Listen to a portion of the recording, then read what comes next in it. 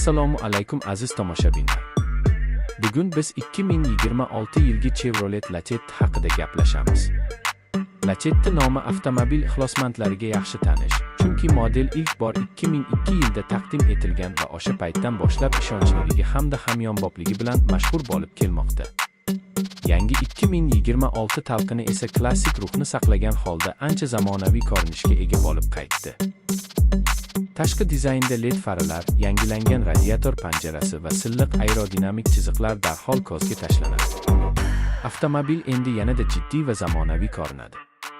Salon qismi ham sezilarli yangilangan. Katta sensorli displey, raqamli panel, ko'p funksiyali rul va yaxshilangan shovqin izolyatsiyasi haydovchiga qulaylik yaratadi. Texnik jihatdan Lacetti 1.5 litrli benzin dvigateli bilan taklif qilinishi kutilmoqda. Quvvati taxminan 105-110 ot kuchi atrofida.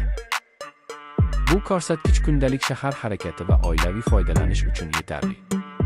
Yoqilg'i sarfi o'rtacha 7-8 litr atrofida bo'lib, iqtisodiy tomondan ham foydali variant sanaladi. Mexanik va avtomat uzatma variantlari mavjud bo'lishi mumkin. Raqobatchilar bilan solishtirganda, Lacetti narx va jihozlanish balansi bilan ajralib turadi.